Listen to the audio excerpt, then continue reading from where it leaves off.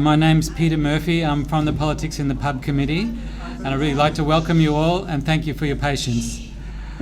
I want to acknowledge the traditional custodians of the land we're on. It's the Gadigal people of the Eora Nation, and pay my respects to their elders past and present. We have a topic we conceived tonight. It's Australia's prospects after the July 2 federal election. At the time we were getting this plan together, it was in May.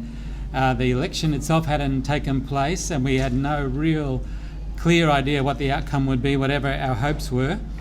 But it's been a drama. The election itself was long drawn out in the counting, as well as long drawn out in the campaigning. And we have a very, very indeterminate outcome, in fact. But it's up to our speaker tonight to introduce this in more depth. And then I hope we have a good discussion about the situation.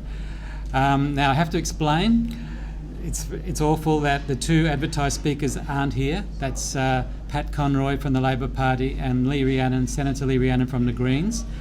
Lee was the first one to put up her hand and say because of the Parliament sitting tonight or today, she couldn't make it, and she recommended Cath, Blakey, who's here, who I'll introduce soon, to be a speaker from the Greens. Pat Conroy, when I checked with him, was absolutely certain he would be here. And then he was absolutely certain he would be here by 7 o'clock, and not long ago he was absolutely certain he wouldn't be here at all. And he said very much his apologies to everybody. So I'll introduce Cath Blakey to you. Cath was a first-time Greens candidate for the federal seat of Cunningham, which is on the south coast, the northern beaches of Wollongong. Cath is an environmental educator and social justice advocate. She was born and bred in Wollongong, the daughter of a local steel worker, and she's been advocating for the public procurement of steel, which is a bill that was passed through the upper house of New South Wales Parliament last week. Cath has been instrumental in organising several large Let Them Stay events in Wollongong in support of refugees, and has long been part of the campaign to protect the drinking water from longwall mining and coal seam gas extraction. Cath trained as an environmental scientist at the University of Wollongong and worked as an environmental educator at Wollongong Council for 5 years. She currently works for a community-owned food cooperative that sells locally grown and organically certified produce and whole foods. She's also a singer in Ecopella, an environmental choir that attends festivals, protests and other community events. So please welcome Cath, and we'll have a good presentation from her, and we'll have our break, and then we'll have our Q&A. So Cath. Thanks everyone for welcoming me here tonight. Wanted to recognise that we're on the land of the Gadigal people of the Eora Nation and pay my respects to any to elders past and present and anyone of Indigenous heritage here. And so this is only my second time to Politics in the Pub in Sydney. The first time was in 2012 when the topic of discussion was the politics of marriage equality. And we had Raj from Amnesty and Kate Fairman, who at the time, she wasn't working for Richard Di Natale, which she is now, but at the time she was a New South Wales Upper House MP. And I was here because there was also a gig afterwards called Songs of Meaning and Power. And Murray Mulheron from the Teachers Fed, Peter Hicks from Tasmania, Block Harmony from Redfern, they all performed. As well as a young fella called Paul Spencer, who I just bought a flat with last week. So you never know where the passions will go here at these Politics of the in the Pub sort of events. So I feel like, I'm prepared for anything to happen. So obviously you probably don't know me, I'm not on the same profile as Senator Lee Rhiannon, and it's fantastic actually that we're in a predicament where it's so essential that our senators are in Parliament, that it is down to a knife edge about whether bills pass or not, because they then have to negotiate and make sure that all voices are listened to as well, and we can actually, by getting in the ear of marginal politicians, you all understand this I'm sure, have greater influence. But so I can get a bit of a sense of who you are, can you tell me if anyone here lives in a safe Labor seat? Yes. Does anyone here live in a safe Liberal seat?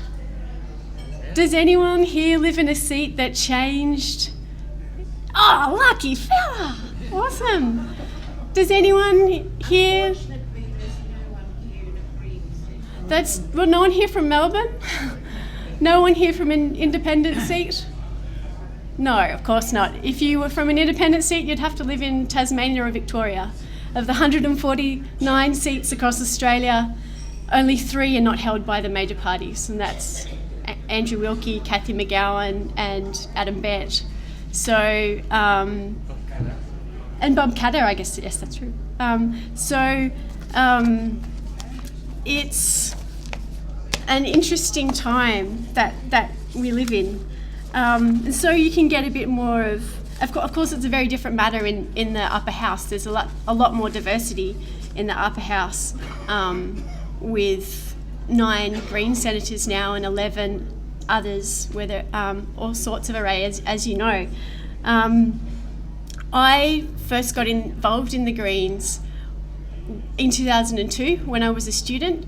I'd always at university studying environmental science, as Peter said, at Wollongong University, and these were heady days. This was, the time of the war in Iraq, the second invasion. Sandon Point was a big local issue in Wollongong, and it was actually the first time that we had a Greens MP elected to federal parliament in the lower house, and that was Michael Organ in Cunningham, the seat which I ran for. And I'd always been a bit of a ratbag at high school. I remember my first march was in '96 when the Muir Atoll was being bombed for the nuclear testing by the French government, and I was nervous about going on a march. My parents weren't particularly politically active, but I dragged my dad along, who worked at the steelworks. He'd been there since a cadet, and he was one of the few of his cohort of cadets that stayed there all through the 80s, when there was big cuts from 20,000. Now there's 4,000 there and still hanging on. And and then I got involved in the Wilderness Society. At school we campaigned with the Regional Forest Agreement process, which is just coming up for review. Back in the 90s we won big new national parks like the Dewar National Park and Mongan National Park. And also I got involved in the education movement. My mum was a teacher at TAFE, and with Howard's cuts to education, we organised a high school walkout where we went from Wollongong High all the way to Wollongong University. Does anyone know how far that is? No, it's not really far. It's a couple of 100 metres, 2 kilometres. But we still made the news and we felt very rebellious. And so I've always been involved in community social movements and then studied environmental science, finished uni, went overseas, did the usual thing of backpacking around the world, and then came back to Wollongong in 2000 and worked at council. And so as a council worker, rightfully, you're a public servant. You don't necessarily, hopefully, the public service should be an independent and get to make recommendations without fear or favour. But I definitely didn't have a political voice as a public servant. And so over a year ago, when I changed jobs, when I went from working at council as an environmental educator to working at the food cooperative, I felt quite liberated in a way, getting involved in more things. And of course, and indulging my street theatre side. I don't know if anyone saw the Star Wars characters during the March in March protests. I was Queen Amidala. And that was a lot of fun, being part of, the vibrant movement that saw the toppling of Tony Abbott. But I remember in that federal election, when I was working at council, I had, back then I had quite a good wage, but not much time. And now I've got the reverse. So it's meant I've been able to have more political voice. But back then I remember sitting on my computer, my partner had gone to sleep, and I was watching YouTube clips about the election with my headphones on and crying. And that was probably about the kind of worst political level I felt. And so late last year when someone said, "Oh, come on, Cath, how about you run?" from my local Greens branch, I thought, you know what, it's so much better than depression and it's so much, from that experience of what happened at Sandon Point and everything, I do see that we do need to claim the space to take action, to get active in our communities if we want anything to change. And so stepping out of my comfort zone, I ran as the Greens candidate in Cunningham. And it is a super safe Labor seat. The only time it's not been Labor has been when it's been held by the Greens at the federal seat. And but we had big wins, big gains in the recent federal election. We got 14.7% primary votes. That's a 3% swing towards the Greens. And we had strongholds in Ostermere and Wombara in the northern suburbs, where we outpolled the Liberals, and where we always do quite well. We got about 30% of the vote there. But the big interesting change was that we got big gains of 6% or so in the southern suburbs of Wollongong. So that's in the traditionally very Labor voting suburbs, very working class suburbs all around the steelworks. And a big part of that has been the Greens' involvement in the Save Our Steel campaign. You'll all be aware of the steel industry crisis, the fact that Arium Steel and BlueScope Steel down at Port Kembla have threatened closure. And we, the AWU was looking into options of how to help support their industry and look to what was happening around the world. And so with cheap imports of steel being imported below cost, they looked to see what was happening in America and in Europe, where states in the US and parts of Europe have steel procurement policies, so that if the government is building any infrastructure or funding any infrastructure, then it mandates that or their national steel industry has to provide that steel. And so there was some modelling done by BIS Shrapnel, and they looked at how much would it cost New South Wales taxpayers to use Australian-made steel in infrastructure projects.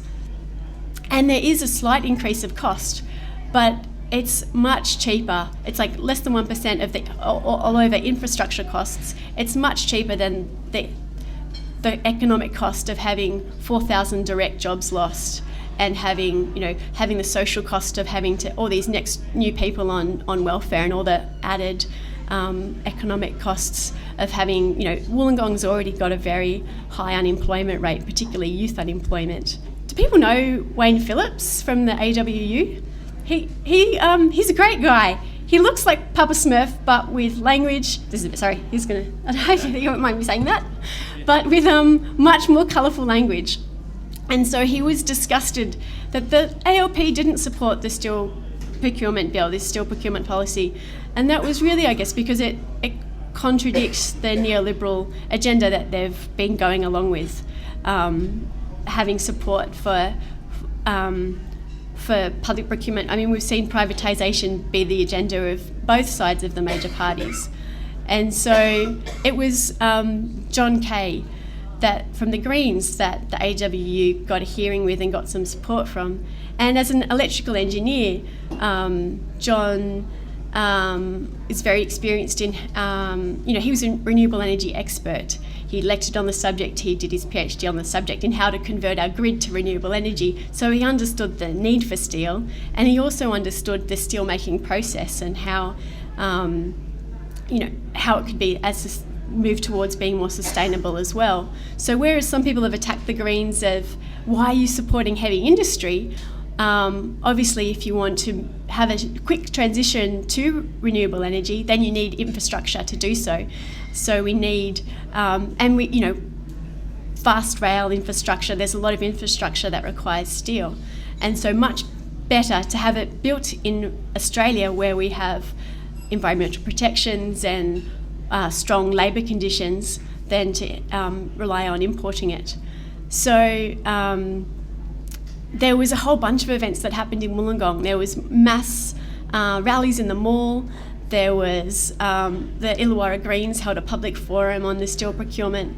where we had Arthur Rorris from the South Coast Labor Council speak, and David Shoebridge from the Greens, and Lee Rhiannon as well. There was a Senate inquiry held on April Fool's Day of this year where we had a whole bunch of crossbench senators. Lee Rhiannon got the commission to come to Wollongong, and there was Kim Carr from the ALP and Jackie Lambie and Nick Xenophon as well.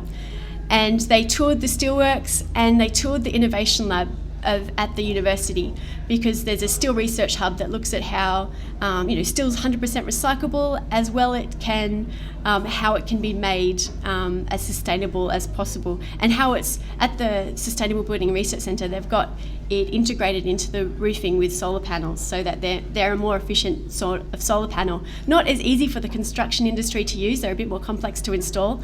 But it's a building that showcases these things and actually gets real data on how they perform. Anyway, so the Illawarra Greens have been supporting the campaign to save our steel industry and bring in procurement. And then, unfortunately, John wasn't there last Thursday when the Steel Protection Bill passed the upper house, and it was a very interesting alliance. We had shooters, Christian Democrats and the Labor Party all supporting the Greens Steel Protection Bill, and they were all spoken it on the record just before the federal election, but the Liberal Party filibustered. They sent in what's his name for a moment? Phelps, yeah. Peter Phelps. And he spoke in favour of dumping. He said it's to Australia's benefit if some foreign company decides to subsidise their steel industry, and that can undercut sell steel at below production cost, and then we can get super cheap steel. And he spoke against he said that you didn't have to use good quality steel on all government buildings. It could, yeah. He and it was great being in the gallery with all the steel workers. It was disgusting, and it's going to be very interesting now that that the seat down in Gilmore is a marginal seat, and it's held by the Liberal Party. But so far, Gareth Ward has been speaking against steel procurement. He's been rejecting it. But at a federal level, there's a bit of a disconnect, because we've seen in the marginal seat, in Christopher Pyne's marginal seat, where Arium Steel is based in Whyalla, they've totally gone for steel procurement, but just on this ad hoc one-off basis, where Arium was given a no bids tender on rail, new rail lines. Whereas we've just had an announcement for 500 new carriages in Sydney, and that's gone to a South Korean company. If we had the steel protection bill in place, that wouldn't happen. We would see the economic and social cost factored in to where that investment is made. And even today, the Australia Institute released a report showing that if you just compare the dollar value of how much the government will pay, it doesn't give you the whole picture, because you lose how much an investment is when you build, if you were to build those rail carriages here in Unanderra or in the Hunter or in Western Sydney, then you're actually providing jobs and providing lots more economic activity than you are sending it over to overseas somewhere else.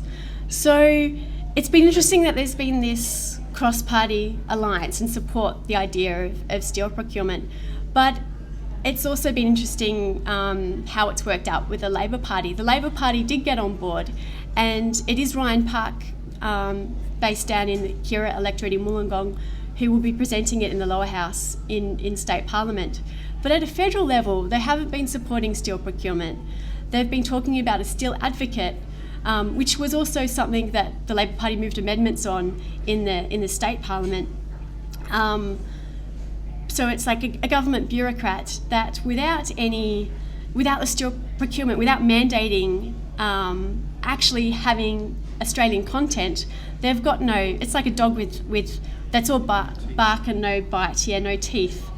So it's going to be interesting how that plays out. especially with the Senate inquiry. The Senate inquiry still hasn't reported back on the steel industry, but it's kind of given the Greens a new profile in the areas around southern Wollongong. And of course, it's not just the steel industry that people have been turning to the Greens on. It's our stance on protecting all sorts of public services like public education and health, as well as action on climate change and support for social equity and refugees. But it's been a great campaign to be part of in Wollongong, and an interesting one because it's such safe Labor heartland, really. So, but running as a Greens candidate in a very safe Labor seat, I was actually looking forward to debating a Labor Party politician tonight, because we've had a few forums in Wollongong, but being so safe, we don't get much attention. And like the couple of forums that I attended, at the time Sharon Bird had a ministry, so she didn't attend. She was busy, and so there was one forum where there was 3 Greens and 1 Liberal candidate, and it was more like having a conversation than a debate, unfortunately. But so congratulations on changing your seat, being in a marginal seat. It does definitely get you more attention.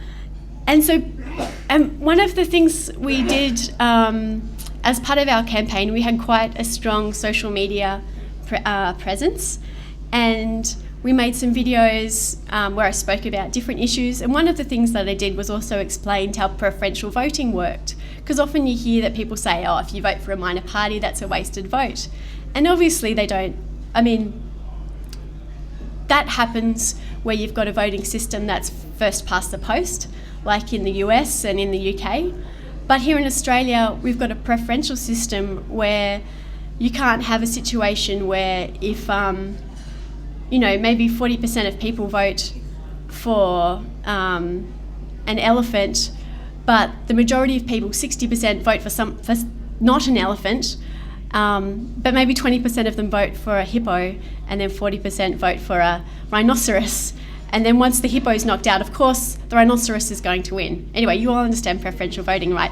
But this video, it was amazing. We had such a fantastic response. It had a reach of 80,000 people.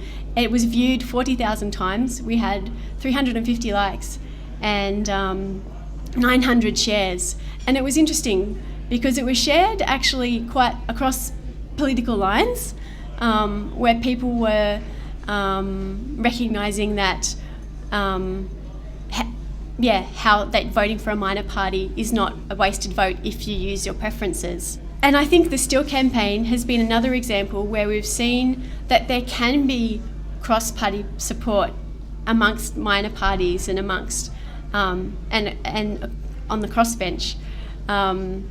And when I was speaking to Lee about speaking here, she mentioned that, for example, Darren Hinch has had a consistent position against live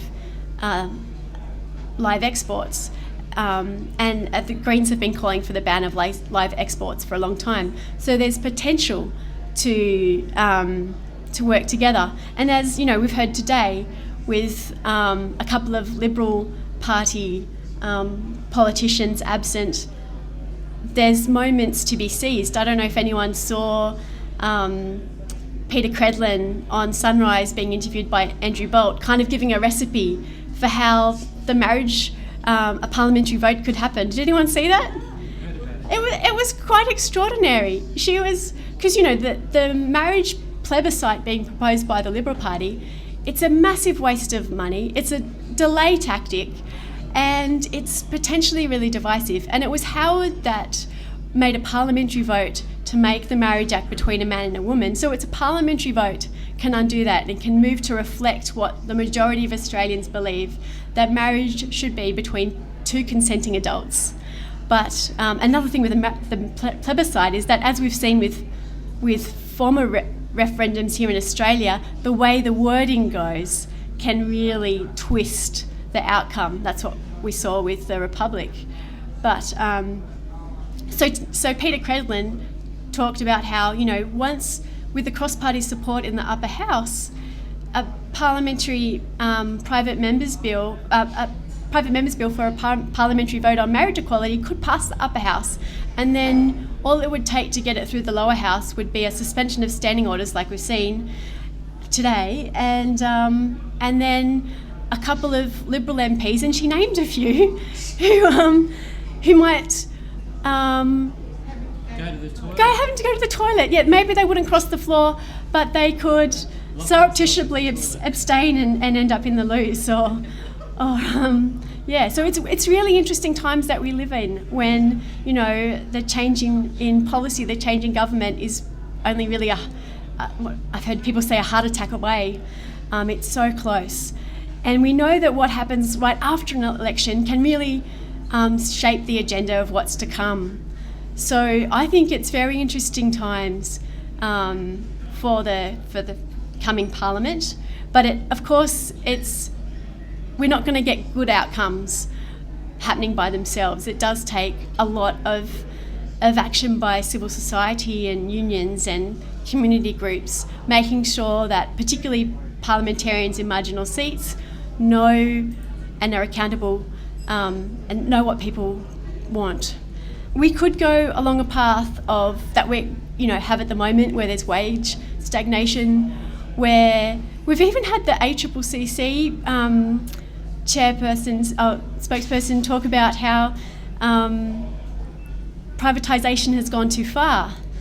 And so there's the neoliberal economic agenda has been losing consensus. So it's a great opportunity for us to shape our country in a way that has values of the kind of fair go and social equality that have shaped public policy in the past. Of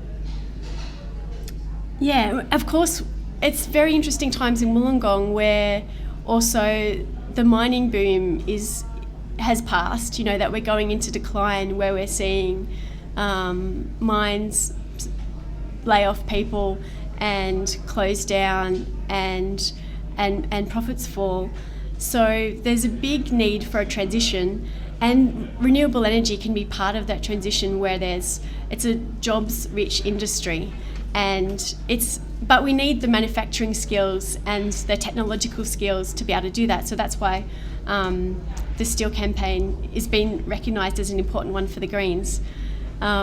So I really look forward to hearing your questions and continuing the discussion. Thanks.